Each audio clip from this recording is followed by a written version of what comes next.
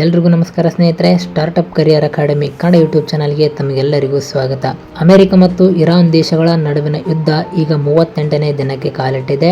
Iran ದೇಶಕ್ಕೆ deadline warning ಅನ್ನ ನೀಡಿರೋ ಅಮೆರಿಕದ ಮಾತಿಗೆ ಕ್ಯಾರೆ ಅನ್ನದ ಇರಾನ್ ದೇಶ ತನ್ನ ಮಿಸೈಲ್ ದಾಳಿಯನ್ನ ಇನ್ನೂ ತೀವ್ರಗೊಳಿಸಿದೆ. ಈ ಮಧ್ಯಪ್ರಾಚ್ಯ ದೇಶಗಳ ನಡುವಿನ ಸಂಘರ್ಷ ಏನಿದೆ ಅದು ವಿಶ್ವದ ಎಲ್ಲ ದೇಶಗಳ ಆರ್ಥಿಕತೆಯ ಮೇಲೆ ಕೂಡ ತುಂಬಾ ಗಂಭೀರವಾದ ಪರಿಣಾಮವನ್ನು ಬೀರ್ತಾ ಇದೆ. ಯಾಕಂತಂದ್ರೆ ವಿಶ್ವದ 80% ಕಚ್ಚಾ ತೈಲ ಸಾಗಾಣಿಕೆ ಮಾರ್ಗವಾಗಿರುವ ಹರ್ಮುಜ್ ಜಲಸಂಧಿಯನ್ನ ಈಗಾಗಲೇ ಇರಾನ್ ದೇಶ ತನ್ನ ಕಂಟ್ರೋಲ್ನಲ್ಲಿ ತೆಗೆದುಕೊಂಡಿದೆ. ಈ ಹರ್ಮುಜ್ ಜಲಸಂಧಿಯನ್ನ ಓಪನ್ ಮಾಡುವಂತೆ ಅಮೆರಿಕದ ಅಧ್ಯಕ್ಷ ಡೊನಾಲ್ಡ್ ಟ್ರಂಪ್ ಅವರು ಇರಾನ್ಗೆ ಖಡಕ್ ಆಗಿರ್ತಕ್ಕಂಥ ವಾರ್ನಿಂಗ್ ಅನ್ನ ಕೊಟ್ಟಿದ್ರು. ಆದರೆ ಈ ಎಲ್ಲ ವಾರ್ನಿಂಗ್ಗಳಿಗೆ ಕ್ಯಾರೆ ಅನ್ನದ ಇರಾನ್ ದೇಶ ತನ್ನ ಯುದ್ಧದ ತೀವ್ರತೆಯನ್ನು ಇನ್ನೂ ಹೆಚ್ಚು ಮಾಡಿದೆ. ಅಷ್ಟೇ ಅಲ್ಲದೆ ಅಮೆರಿಕ ಮತ್ತು ಇಸ್ರೇಲ್ ದೇಶಗಳ ಪರವಾಗಿ ಇರುವಂತಹ ರಾಷ್ಟ್ರಗಳ ಮೇಲೂ ಕೂಡ ಇರಾನ್ ದೇಶ ತನ್ನ ದಾಳಿಯನ್ನು ಮುಂದುವರಿಸಿದೆ. ಗಲ್ಫ್ ರಾಷ್ಟ್ರಗಳಾಗಿರುವಂತಹ ಬಹರೇನ್ ಮತ್ತು ಕುವೈತ್ ರಾಷ್ಟ್ರಗಳ ಮೇಲೆ ಈಗ ಇರಾನ್ ದೇಶ ಮಿಸೈಲ್ ದಾಳಿಯನ್ನು ಮಾಡ್ತಾ ಇದೆ. ಅಷ್ಟೇ ಅಲ್ಲದೆ ಈ ಒಂದು ಯುದ್ಧದ ಪರಿಣಾಮ ಏನಿದೆ ಅದು ಭಾರತದ ಮೇಲೂ ಕೂಡ ಭಾರಿ ಪ್ರಮಾಣದಲ್ಲಿ ಬೀರ್ತಾ ಇದೆ. ಕಳೆದ 7 ವರ್ಷಗಳ ಇತಿಹಾಸದಲ್ಲಿನೇ ಇದೇ ಮೊದಲ ಬಾರಿಗೆ ಇರಾನ್ ದೇಶದಿಂದ ಕಚ್ಚಾ ತೈಲವನ್ನು ಭಾರತ ದೇಶ ಖರೀದಿ ಮಾಡಿದೆ. ಈ ಹಿಂದೆ 2019ರಲ್ಲಿ ಇರಾನ್ ಮೂಲದ ಯಾವುದೇ ಕಚ್ಚಾ ತೈಲವನ್ನು ಖರೀದಿ ಮಾಡದಂತೆ ಅಮೆರಿಕ ದೇಶ ನಿರ್ಬಂಧವನ್ನು ಹೇರಿತ್ತು.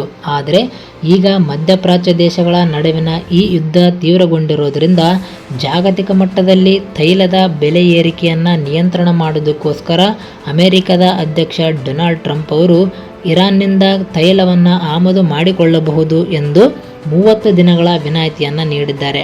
ಹಾಗಾಗಿ ಭಾರತ ಸೇರಿದಂತೆ ಹಲವು ರಾಷ್ಟ್ರಗಳು ಇರಾನ್ನಿಂದ ಕಚ್ಚಾ ತೈಲವನ್ನು ಆಮದು ಮಾಡಿಕೊಳ್ತಾ ಇವೆ.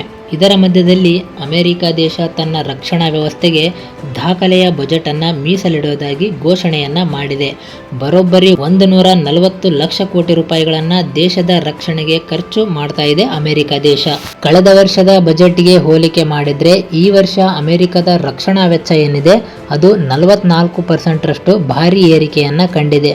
ಹಾಗಾದರೆ ಈ ಒಂದು ಬಜೆಟ್ನಲ್ಲಿ ಏನೇನಿದೆ, ಅಮೆರಿಕ ದೇಶ ತನ್ನ ದೇಶದ ರಕ್ಷಣೆಗೆ ಯಾವ್ಯಾವ ಕ್ಷೇತ್ರಗಳಲ್ಲಿ ಎಷ್ಟು ಹೂಡಿಕೆಯನ್ನು ಮಾಡ್ತಾ ಇದೆ, ಏನೇನು ಡೆವಲಪ್ಮೆಂಟನ್ನು ಮಾಡ್ತಾ ಇದೆ ಅನ್ನೋದನ್ನು ನೋಡೋದಾದರೆ ನೋಡಿ, ಜಗತ್ತಿನ ಯಾವುದೇ ದೇಶದ ದಾಳಿಯಿಂದ ಅಮೆರಿಕ ದೇಶವನ್ನು ರಕ್ಷಣೆ ಮಾಡೋದಕ್ಕೋಸ್ಕರ ಗೋಲ್ಡನ್ ಡೂಮ್ ವಾಯು ರಕ್ಷಣಾ ವ್ಯವಸ್ಥೆಯನ್ನು ಅಭಿವೃದ್ಧಿ ಮಾಡೋದಾಗಿ ಅಮೆರಿಕದ ರಕ್ಷಣಾ ವ್ಯವಸ್ಥೆ ಅಮೆರಿಕದ ಅಧ್ಯಕ್ಷ ಡೊನಾಲ್ಡ್ ಟ್ರಂಪ್ ಅವರು ಹೇಳಿಕೆಯನ್ನು ನೀಡಿದ್ದಾರೆ.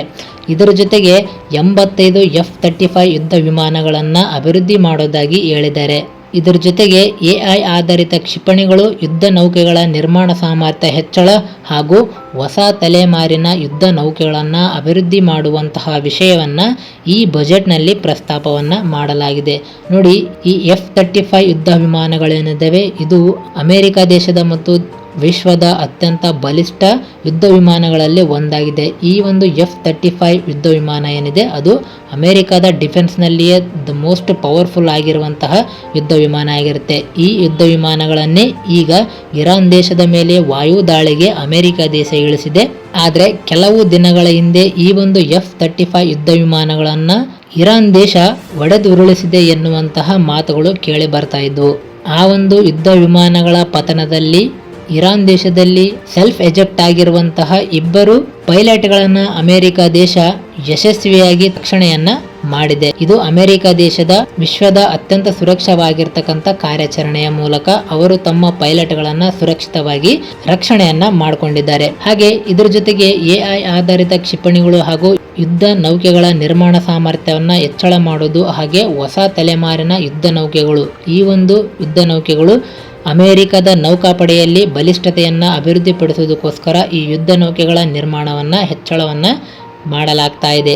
2024ರಲ್ಲಿ 90 ಲಕ್ಷ ಕೋಟಿಯಷ್ಟು ಇದ್ದಂತಹ ಬಜೆಟ್ ಅಮೆರಿಕದ ರಕ್ಷಣಾ ವ್ಯವಸ್ಥೆಯಲ್ಲಿ 2024ರಲ್ಲಿ 90 ಲಕ್ಷ ಕೋಟಿಯಷ್ಟು ಇದ್ದಂತಹ ಬಜೆಟ್ ಈ ವರ್ಷ 140 ಲಕ್ಷ ಕೋಟಿಯತ್ತ ಭಾರಿ ಹೆಚ್ಚಳವನ್ನ ಕಾಣ್ತಾ ಇದೆ. ಇದು ಅಮೆರಿಕ ದೇಶ ತಮ್ಮ ರಕ್ಷಣಾ ವ್ಯವಸ್ಥೆಯಲ್ಲಿ ಮಾಡುವಂತಹ ಅತಿ ದೊಡ್ಡ ಹೂಡಿಕೆಯಾಗಿದೆ. ಹಾಗಾಗಿ ವಿಶ್ವದಲ್ಲೇ ಈ ಒಂದು ಅಮೆರಿಕ ದೇಶದ ಡಿಫೆನ್ಸ್ ಸಿಸ್ಟಮ್ ಏನಿದೆ ಅದು ತುಂಬಾನೇ ಬಲಿಷ್ಠವಾಗುವಂತಹ ಸಾಧ್ಯತೆಗಳು ಹೆಚ್ಚಾಗಿ ಕಾಣ್ತಾ ಇವೆ. ಈ ಒಂದು ಯುದ್ಧದಲ್ಲಿ ಕೂಡ ಅಮೆರಿಕ ದೇಶ ಹಿಂಜರಿಯುವಂತಹ ಸೂಚನೆಗಳೇನು ಕಾಣ್ತಾ ಇಲ್ಲ. ಪ್ರಪಂಚಕ್ಕೆ ತನ್ನ ಸಾಮರ್ಥ್ಯವನ್ನು ತೋರಿಸುವುದಕ್ಕೋಸ್ಕರ ಅಮೆರಿಕ ದೇಶ ಈ ಒಂದು ಮಹತ್ವ ಹೆಜ್ಜೆಯನ್ನು ಇಡ್ತಾ ಇದೆ. ಇದಿಷ್ಟು ಸ್ನೇಹಿತರೆ, ಅಮೆರಿಕ ದೇಶ ತಮ್ಮ ರಕ್ಷಣಾ ವ್ಯವಸ್ಥೆಯಲ್ಲಿ ಮಾಡಿರುವಂತಹ ಮಹತ್ವದ ಹೂಡಿಕೆ ಮತ್ತು ನಮ್ಮ ಭಾರತ ದೇಶ ಇರಾನ್ ದೇಶದಿಂದ 7 ವರ್ಷಗಳ ನಂತರ ಖರೀದಿ ಮಾಡಿದ ಕಚ್ಚಾ ತೈಲದ ಬಗ್ಗೆ ಇರುವಂತಹ ಮಾಹಿತಿ. ಮತ್ತೆ ಮುಂದಿನ ವಿಡಿಯೋದಲ್ಲಿ ಸಿಗ್ತೀನಿ ಸ್ನೇಹಿತರೆ. ಅಲ್ಲಿವರೆಗೂ ಎಲ್ಲರಿಗೂ ಧನ್ಯವಾದಗಳು.